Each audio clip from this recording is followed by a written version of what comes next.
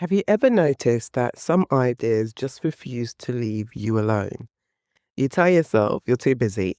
You convince yourself it's probably just a passing thought. You carry on with work. Life gets in the way. Months go by, sometimes even years. But then out of nowhere, the same idea pops back into your head. Maybe I should become an educator. If you've ever had that thought, this episode is definitely for you. Hello and welcome back to I'm No Rookie, the podcast for experienced beauty spa and wellness professionals who know they've got more to give and are looking for their next new chapter. I'm your host Ayo, and today I want to have a slightly different conversation. This isn't an episode where I'm going to tell you that you should become an educator. I'm not here to convince you to enroll on a teaching qualification or change your career tomorrow. Instead, I want us to talk about something that I find really interesting. Why do some career ideas disappear after a few days, whilst others stay with us for years? Because if you've been thinking about becoming an educator for 6 months, 2 years, maybe even 5 years, I don't think that's something to dismiss. I think it's something to become curious about. I was thinking about this recently because I can't tell you how many conversations I've had over the years where someone has said to me, I've actually been thinking about teaching for ages, not weeks, not months, ages. And every time I hear that, I always wonder the same thing. If you've been thinking about it for ages, what's stopping you? What is it about that idea that just won't leave you alone? I don't think we ask ourselves that question enough. We're very good at talking ourselves out of things. I'm too old. I don't have enough experience. I'm not confident enough. What if I don't enjoy it? What if I fail? We come up with all these reasons why now isn't the right time, but we rarely stop and ask ourselves why the thought keeps coming back in the first place. Because here's the thing, I don't believe every idea deserves your attention. I have plenty of random thoughts every year. Maybe I should, learn a new language. Maybe I should take up running. Maybe I should move abroad. Yes, these are my ideas.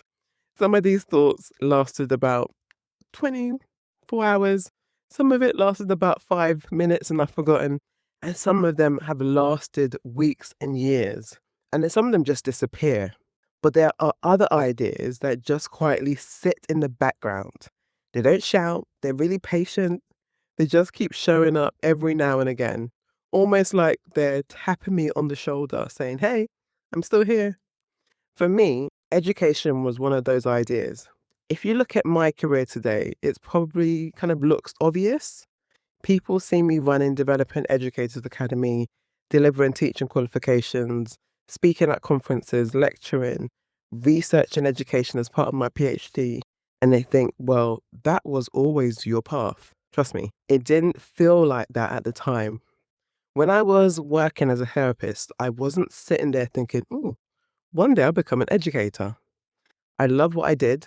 I loved working with clients. I loved making people feel better. I loved seeing a difference that a treatment would make to someone's confidence. That was my world. But something interesting started happening. Whenever there was a new member of staff, I found myself enjoying showing them how to do things. Not because I had to, because I genuinely liked it. I enjoyed it. If someone asked me a question, I'll probably spend longer explaining it than they were expecting. I think, hang on, let me show you why we do the things the way we do it. I'll break it down, I'll use examples, I'll share little tips that I picked up over the years, and I didn't really think anything of it. I just thought I was being helpful. Then people started saying, you explain that really well. You'd make a really good trainer. Have you ever thought about teaching? At first, I laughed it off. I don't know if you'd ever done that. Someone gives you a compliment and your immediate response is to dismiss it. Oh no, I'm just chatting. Oh, anyone can do that. I just been doing it for so long.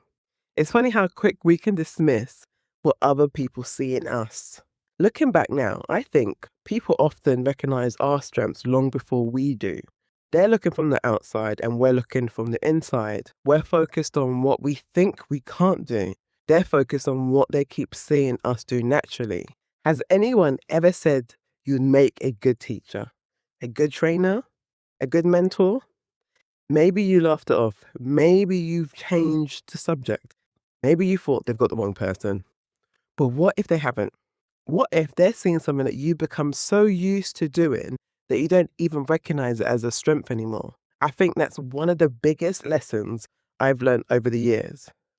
The things that come naturally to us often don't feel special because they're normal to us. It's a bit like asking someone who's always been good at cooking how they know when something is seasoned properly. They'll probably say, I don't know, I just know. Years of experience becomes instinct. And when something becomes instinct, we forget it had to be learned in the first place. That's exactly why experienced professionals make such good educators. Not because they know everything, none of us do, right? But because they've spent years building knowledge that someone else hasn't had the chance to build yet. And here's something I've noticed. Some of the best educators I've ever met didn't set out to become educators. They just naturally became the person everyone went to for advice, the person who was always helping, the person who was always answering questions, the person who never minded sharing what they knew. Before they realized it, they were already teaching. They just weren't standing at the front of the classroom.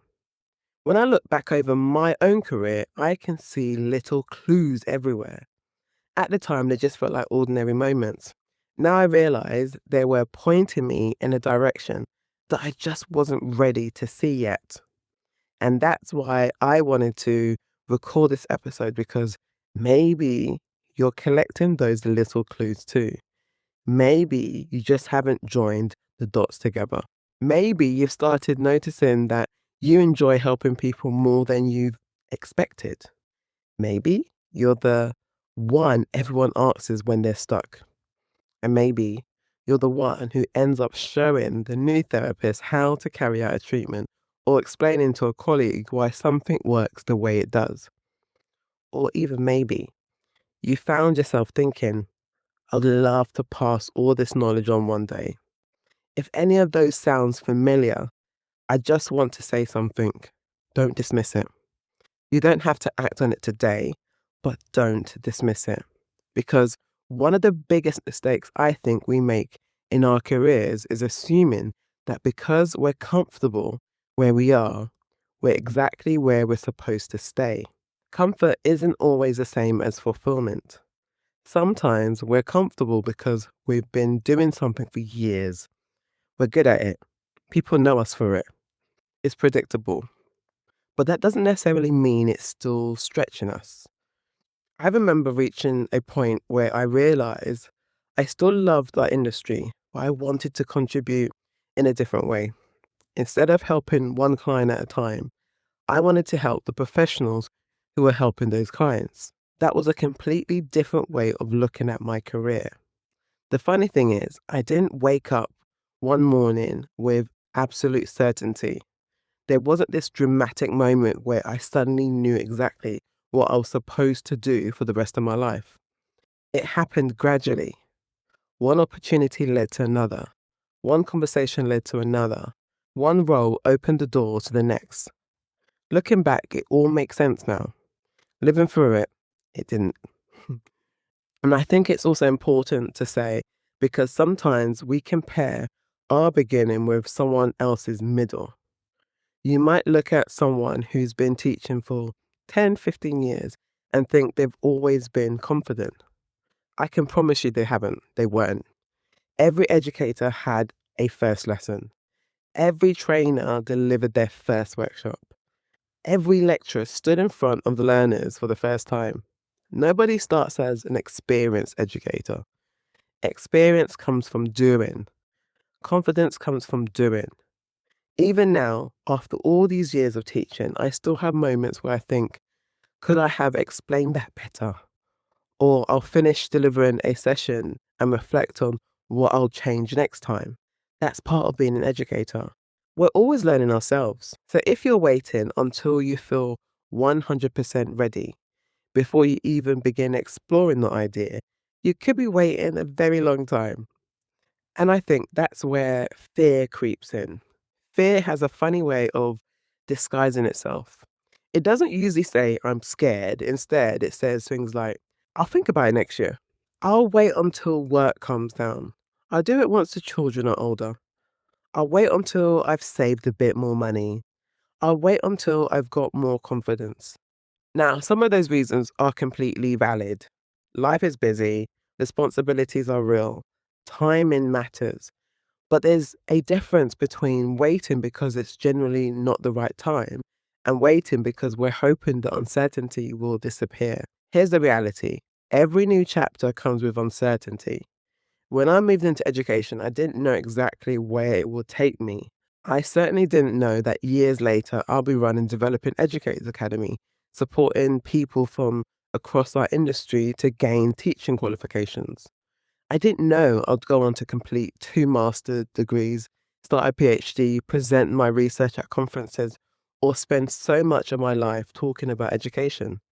None of that was part of a grand master plan. It started with one decision: to explore. Not to have all the answers, just to explore. And maybe that's the word that's been missing for you. Explore. Because becoming curious is very different from making a commitment. You don't have to decide today that you're going to become an educator. You don't have to hand in your notice. You don't have to enroll on a qualification tomorrow. You don't even have to tell anyone you're thinking about it. You simply have to give yourself permission to explore whether it's something you genuinely enjoy. So think about it. Read a few articles, listen to podcasts, talk to educators, ask questions, watch what they do, find out what the role actually involves. Sometimes we create stories in our own minds about what a career looks like, and they're completely different from reality. I've spoken to people who've said to me, I don't think I'll be confident enough to teach. Then we dig a little deeper. What they're actually imagining is standing in front of hundreds of people giving a lecture. That's only one version of education. Education can look so many different ways.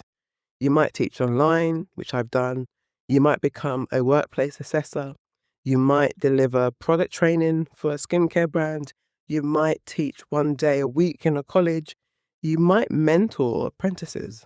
You might deliver workshops. You might create your own online courses. There isn't just one path. And I actually think knowing that takes a lot of pressure off because suddenly you're not trying to fit yourself into one role. You're discovering which type of educator suits you. That's one of the reasons I created Developing Educators Academy. Not because I believe everyone should become an educator. Far from it. I created it because I wanted people to have somewhere they could ask questions, understand what's involved, and decide whether teaching generally feels like the right next step for them. Some people inquire and realize it isn't for them, and that's absolutely fine. Others realize they've been talking themselves out of something they've wanted to do for so long. Both outcomes are valuable because they are based on understanding, not assumption. And you remember the very first time someone suggested you'd make a good educator, a good teacher, a good trainer. Not the most recent time, the first time. Where were you?